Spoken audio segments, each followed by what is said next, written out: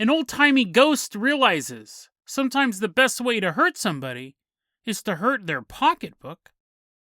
We say goodbye to a legendary and feared author. Then we meet a young woman who met her soulmate and couldn't wait to begin a new life with the one she loves the most. But then an alien appeared and told her, "You can't get married." Today on Dead Rabbit Radio.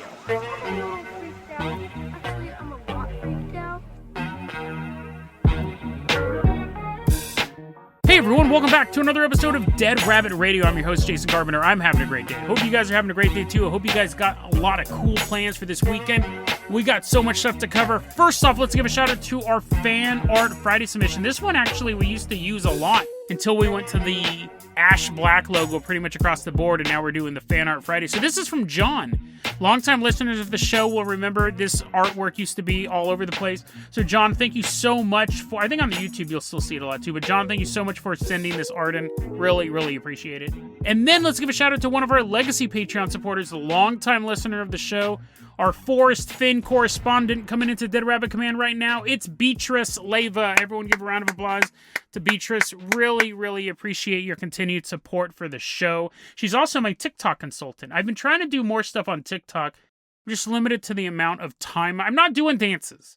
Before you guys all go check out the TikTok channel, it's not me doing Fortnite dances. I'm trying to take episodes and shrink them down to a minute. And I've been really good with it. Because I know that's what you guys love most. You guys want the episodes to get shorter. I'm taking stories and making them a minute long.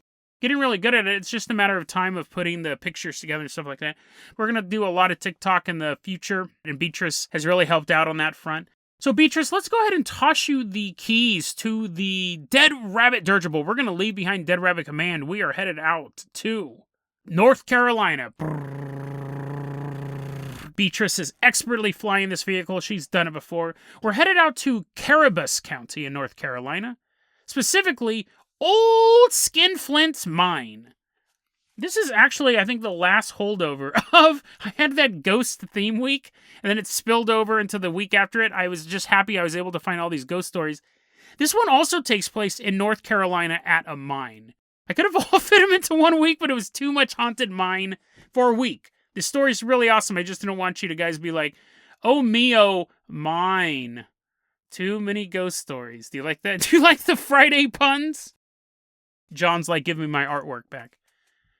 We're landing in Caribous County, the year 1799, and that was when a 12-year-old boy found a big rock in the water. There's a bunch of rocks, but this one was gold and shiny. "Pa, look at what I found. I found this rock." And the dad goes, "Oh, that's kind of cool. My kid obviously has some weird fetish for rocks, but we'll deal with that in the future. Right now, why don't we use that rock as a doorstop?" And then one day a dude was walking by and he goes, "That's weird. How come this door has stayed open?" And they're like, "Well, if you look down, if you crane your neck down, you'll see there is a doorstop there." And the guy goes, "Ooga." And he realizes this doorstop is a hunk of gold. This is when the first gold rush in America started. It started in North Carolina. You guys are like, "Jason, you should have given us this information last week. We were talking about all these North Carolina gold mine stories." The problem was, that information was in the notes for this story. It wasn't in the notes for those other stories. So, this guy goes, "Tell you what, I'll give you $3.50 for that doorstop."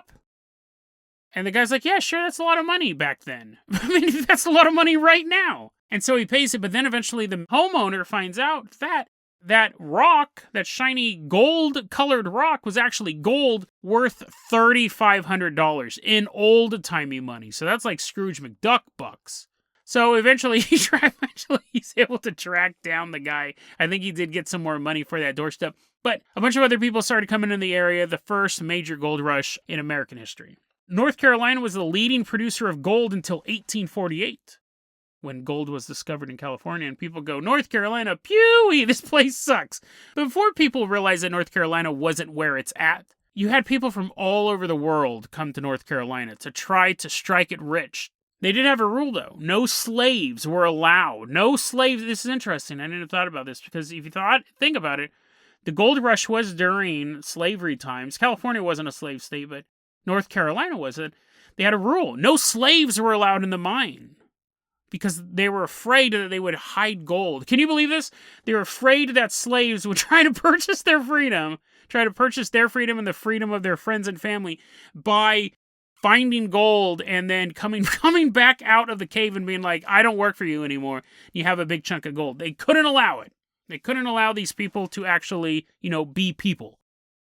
So no slaves were allowed. So they had to import labor from around the world, and people wanted to come. They wanted to try to make money.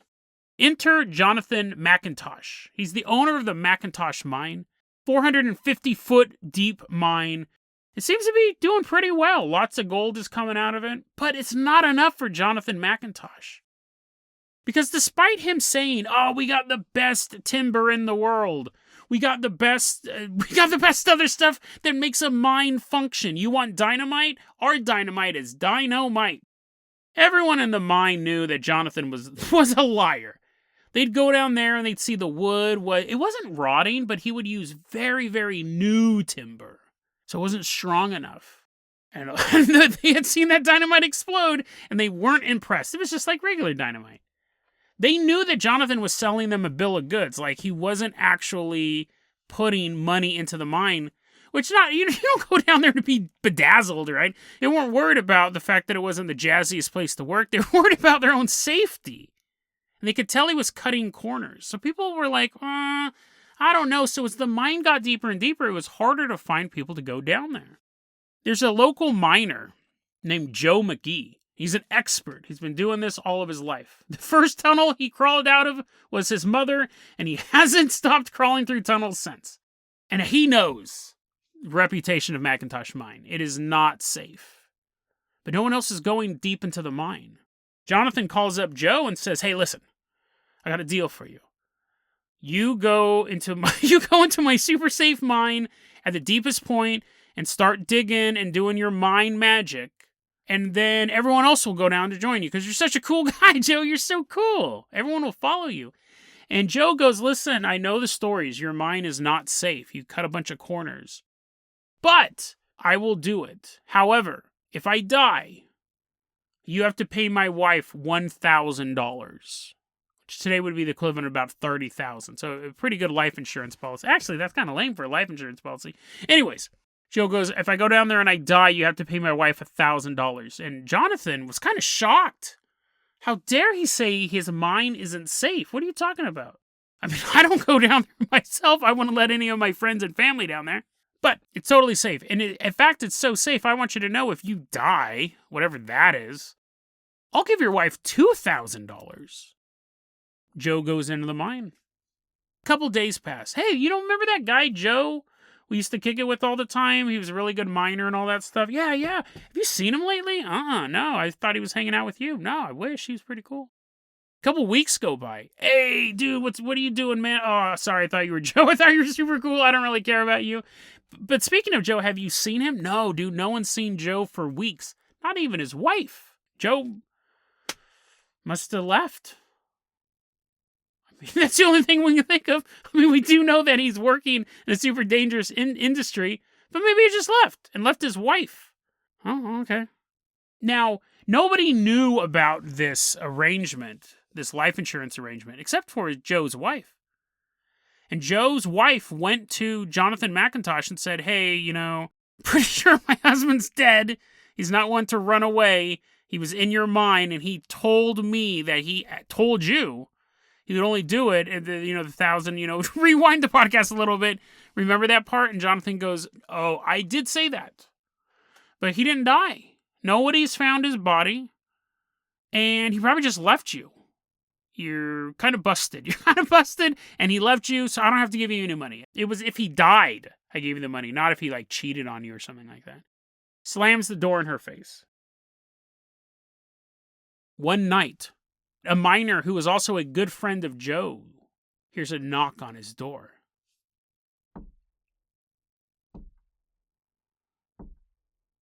And standing there is Joe McGee's ghost. He thought it was just Joe McGee. He thought he just really cheated on his wife. No, it was his ghost. And he's floating there. It doesn't say if he has Casper legs. It doesn't say if he's eating a bunch of hot dogs like Slimer. But he's inventing the hot dogs so he can eat them. He's floating there. And he tells his friend, hey, dude, You won't believe what happened to me. The friend's like, let me guess, you died? Yes. What was the giveaway? The fact that I have Casper legs? Why do I keep saying Casper legs? Casper actually had legs, but you know what I mean? Like little wavy ghost body. He's like, listen, forget that anachronism. Forget what's going on with that host. I died. In the mine, dude. I went down there, and that jerk, Jonathan, had fresh timbers, the freshest. Like, these were amoeba trees down there, and they collapsed. I was killed in the mine. Joe says, listen, I'm going to tell you where my body's at, in the mine. So maybe you can give me a proper burial. I mean, I am buried. I am buried by tons of rock, but, bury me in the soil, where it's a little nicer. And, hey, do you know... I don't know if I told you about this. I probably should have told more people about this. But I arranged for a life insurance policy. Did my wife ever get any money? And the friend goes, no, he didn't. And the ghost is like, dagnabbit. Then he just turns and he slowly floats away. It's interesting that he didn't go visit his wife, right? It's interesting that he goes and visits his friend and asks him all this stuff. He could have went to his wife first or last even. Be like, hey, honey, I'm not home. I'm just the ghost. But hey, did you get that money? Also, I love you. Like, he never visits his wife, but he does visit this dude. But before he floats away, he turns back around. Because I forgot this detail. I read a little more in my notes. He turns around and he goes, and I curse the Macintosh mine forever. Forever. Forever. Forever. And then he gets tired of saying that. He says it for like 30, 40 minutes. Then he turns around and floats away. Jonathan's miner friend gets some other miners together. They confront Macintosh. They go to his house, and it's basically formed a lynch mob, and they want to know what's going on. Jonathan admits to this. He says, yes, okay, oh, you got me, my bad. I sent this expert miner down in the mine shaft, and yeah, sure, the timber might have been a little new, and he died, and I realized that he died pretty early on, so I did the noble thing, and I just told everyone he was a cheater. And he left his wife, and he is forced to give the wife this $2,000. And the miners were able to go down and locate Joe's body and give it a proper burial. End of the story, right? Not as far as Joe's concerned. Because what happens is miners are still working in that mine. They're like, yeah, the owner of this mine did murder someone and try to rip off his widow. But, work's work. As they're working in this mine, they would see Joe's ghost floating through the darkness. Ooh. Ooh, he's putting gold back in the mountain. They're like, Joe, come on, man. You know how long that took? He's like phasing it through the mountain. He's like, find it again, dudes. He's flown away. See you on the flip side. He's haunting this mine. So miners are like, listen, man, there's a bunch of gold in North Carolina. This is the first major gold rush. We can go work anywhere because this mine is definitely haunted. Whenever we go down there, there's this ghost dude floating around. Jonathan McIntosh can't hire anyone to work in this mine. They all know the legend. Not only do they know what Jonathan McIntosh did, but they know the story of this ghost, that when you go into this mine, there's a chance you will see the specter of Joe McGee standing behind you. But McIntosh Mine is full of gold. This mine shaft has rich, rich veins of gold, but no one wants to work it. And the story goes that old man Jonathan McIntosh went insane over time.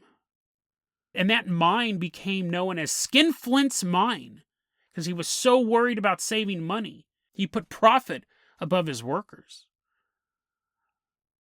And no one would work in old Skinflint's mine because a ghost guarded it. It followed them through the darkness. It haunted them. Old man McIntosh slowly went insane and died in poverty. He could have been a millionaire, but nobody wanted to work in the mine haunted by Joe McGee. And some people say he still haunts the mine to this day. Even though no one's mining in it now, he's just floating there. He's like kicking rocks around. He's like, oh, come on. Can't anyone come down here and mine it? I want to haunt them. Interesting ghost story. He actually has a purpose. It's not just a ghost walking down a hallway. It's an economic terrorist ghost. He's basically ruined this guy's business because this guy not only killed him, but then tried ripping off his wife. Just interesting ghost story. How true is it? The mine is called Macintosh's Mine. I did find this story repeated several times, but did Joe McGee actually exist? Who knows? This story goes so far back, I really wasn't able to find a lot of genealogical. It's not like I look at a family tree and one of it branches off and it's a ghost floating through a mine. I'm like, oh, there's Joe McGee. Interesting story nonetheless. Classic American ghost story. Features, I'm going to go ahead and toss you the keys to the Carpenter copter. We are leaving behind North Carolina. We are headed out to Santander, Spain. A while back, I got an email from a listener named Colin O'Connor, and they said, you do a lot of movie recommendations. Do you have any book recommendations? And I responded, I read trash. I'm going through your garbage right now. I'm like, ooh. No, I read, I'm not knocking this stuff, because I do enjoy it. I read Star Trek novels. I really enjoy those. I enjoy them, but it's not something I would recommend. And I'll read zombie books. I'll read stuff by Joe McKinney. But, I mean, it's hard to recommend a book versus I can recommend a movie. You can watch it the first 5 minutes. You're like, oh, that's good. Or you finish it and it's only like an hour and a half of your life. It's really hard to recommend a book. But I got a book I have to recommend. A Dead Rabbit Recommends book. Because the author just died. Not like I wouldn't have recommended if that hadn't happened, but it popped back on my radar. I actually just bought another copy of this book. It's one of the few books I've read twice. I'm not going to get ready to read it a third time. I bought a copy of this book a month ago. I read it in high school. Steve Damewood recommended it to me. He basically is this should be Steve Damewood's week. I read it again in college. It's called Monster, the autobiography of an LA gang member. This should be required reading for anyone who's into true crime. It's basically a true crime book written by the person committing the crimes. He's in prison writing this book. It's totally true. It's not fictional. There's a man, he passed away just today on June 8th, but Sanyeka Shakur. And he was the co-founder of the 8-Tray Gangster Crips in Los Angeles. Fascinating story. It starts off in the late 1970s, carries to about the early 90s, and then he ends up in prison. He becomes a Muslim, and he's trying to reform his behavior. It's that narrative arc that we've seen in the autobiography of Malcolm X. But Malcolm X was like a car thief and a pimp in his early days. And so when he goes to prison and he's trying to find something to hold on to and he joins the Nation of Islam, it's an easy pivot from basic, minor crimes to finding God. Monster, because that was his gang name. He murders people throughout his life. It's a fascinating book. This is the story of a murderer who is constantly killing people with no regard to anything. And he's writing this stuff, and then he just moves on to the next paragraph. It's horrifying. It's just a fascinating book. There's one part of it that I never forgot where he's hanging out. He's hanging out with his gang, and some dude was in the Navy. His girlfriend, I don't remember, it's been years since I read it, but his girlfriend's cousin was in the Navy, and he comes and he hangs out with Monster. And he goes, hey, I got this flare gun off the boat. I was assigned to this boat. I was able to smuggle this flare gun off. You want it? Monster's like, yeah, sure. And then he takes it to the state fair or the county fair, and he shoots a rival gang member with it and sets him on fire. And then it just goes to the next paragraph. When his very first thing when he was 13 years old, he had a double-barreled sawed-off shotgun. He walked up to a park where some kids were playing basketball, just a little older than him, I believe, and he put the double barrel up to the chain link fence and pulled the trigger twice, and a bunch of people start scattering, and at least one or two of them are laying on the ground, and he leaves. That's how the story starts off. And he got his nickname Monster because he stomped on an old man's face for so long. The guy was permanently disfigured, and the police said only a monster could do this. And he's like, that's my name. It's a fascinating book because it's not like he's an anti-hero. It's not like you're like, oh, he's doing this for truth, justice. It's such a bizarre read. It is really such a bizarre read because you're reading this guy's story and he's the protagonist in his story. And it's an interesting history book of LA at that time period and the gang crisis at that time period. He goes on to explain, it used to be that when we wanted guns, we'd break into someone's house, we'd steal 2 revolvers and a shotgun. But as crack started flowing into the city and we were making tons of money, we began buying guns by the crate. We began having AK-47s shipped in from other countries. And at one point, as they were buying all these guns, the arms dealer said, "Hey, do you want to buy a grenade launcher?" And he looks at the dude and goes, "What am I going to do with a grenade launcher?" Like, that's ridiculous. And nowadays, we have gangs that have their own armored vehicles. Fascinating first-person view of the gang wars, starting off in the 1970s to the 1990s. He's passed away. He was 57 years old. As of today, we don't know how he passed away. I watched this YouTube channel called Nick916, where he covers, like, true crime stuff in Sacramento. And he mentioned he was going to have... he was trying to set up an interview with him, but he said his addictions kept getting the worst of him, so it could have been a drug-addicted thing. It's just a fascinating book. If you're interested in true crime, it is a must-read. If you're not into true crime, see, again, this is like my thing with books. I recommend it to people who enjoy true crime or people who don't know anything about LA gang society, because this book will bring you right. If that stuff interests you, this book is something you have to read. But again, if those things don't interest you, then it's not one of those books that I say you have to read. You have to read. 1984 is a book I think everybody should read. I think that's another book I've read more than once. That, The Hobbit, Monster, and World War Z. Those are the only 4 books I've ever read more than once. They're very, very diverse group of books. But yeah, if you are interested in true crime, check out Monster, the autobiography of an LA gang member. I have a copy that I just bought, and I'm going to reread it and maybe get some more insight on that. Beatrice, go ahead and land this Carpenter copter here at Santander, Spain. The year is 1997. It's nighttime. We're walking off the Carpenter copter. We're wearing our tourist clothing, our big floppy hats. Beatrice is reading her copy of Monster. She's like, "No, I'm not. That book doesn't interest me at all. The book sounds terrifying." It is really interesting, though. Okay, Beatrice, you're not reading the book. You're reading, like, Nora Roberts or whatever. We're walking off of the Carpenter copter, and we see a young woman. Soretta MacPherson is sitting on this beach all alone, and she sees, out in the distance, these lights hovering off in the distance. They're just gently gliding over the sea. The lights, though, eventually leave. And other people join her on the beach. Not friends of hers, just there are other people on the beach now. And she's still sitting there just enjoying the night. All of a sudden, Soretta hears someone walking up to her. She turns and she sees a tall, thin man coming towards her. Man might not be the right word.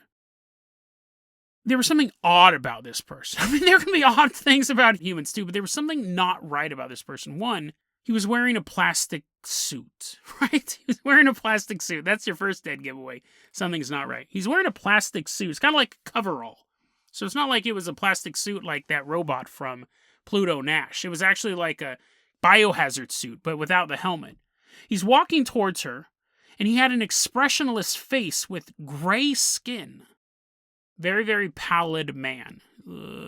He's not making zombie noises. I don't know why I started doing that.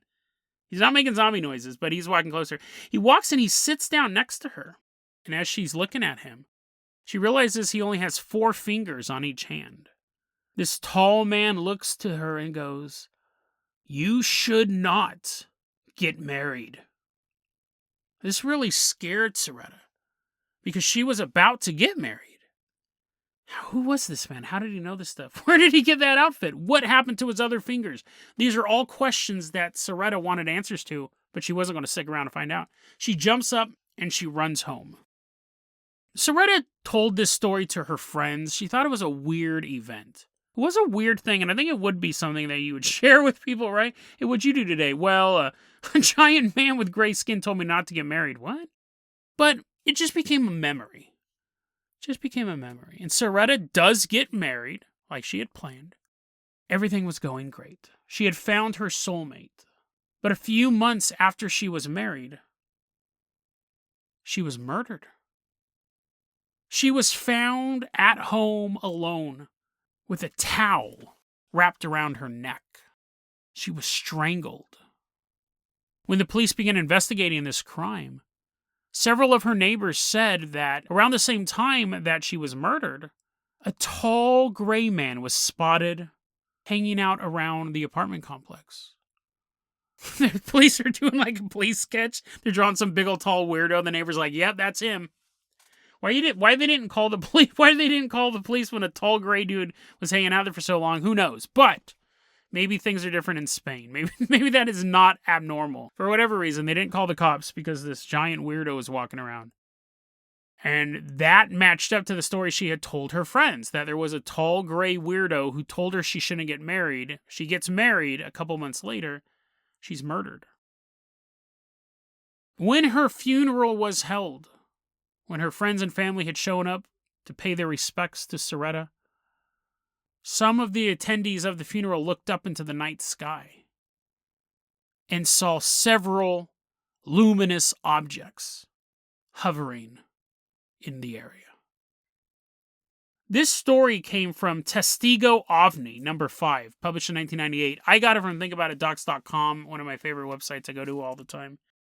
Is it true? I tried looking for any other information on Soretta McPherson. I couldn't. Everything that I found with her name linked back to this story. As far as I can tell, this person didn't exist outside of this narrative. But that's always a little fishy when trying to back stuff up. 1997 is recent enough that we should be able to get other hits on this. However, there could be other articles on it. They're in Spanish. I wasn't able to pull anything up. So who knows? Taking this story at face value, assuming this isn't just some sort of internet myth going around, taking the story at face value, it's a terrifying new layer on the UFO story. Because we've had stories of aliens coming down and abducting people and running experiments, or coming down and saying, "You have been chosen to save the human race," or all sorts of stuff. This one specifically gave her very, very specific information. Don't get married. I mean, I think we can assume this is an alien, right? With the luminous objects and things like that. It's not. This wasn't outside of old Skinflint's mind. And Joe's like, "Don't get married." We assume this is an alien.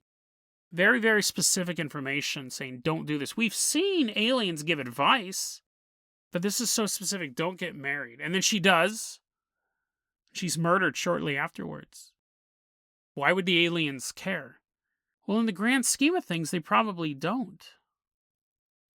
But it happened anyways. Let's put our conspiracy caps on and wrap this up. If you have the U.S. Navy doing their job is to defend the oceans and fight pirates. But every so often you'll have a member of the Navy give a flare gun to a gang member. You'll have a member of the armed forces go rogue, and sometimes it could be something just stupid and not thinking things through like that. Or they could be a serial killer. We covered that one guy who was in the Navy who was killing prostitutes. We have all of this stuff, right? But the U.S. Navy itself is this organization. What if aliens are the same way? Where they have these missions where they come down and they go, "You are the chosen one. You will save humanity. Don't use nukes. Fix the environment," all that stuff. But every so often, you're going to have one who's a little screwy. You're going to have one that's a little nuts. Taking in everything we know about aliens and what aliens are capable of doing, what if this tall gray man came down and fell in love with Soretta McPherson?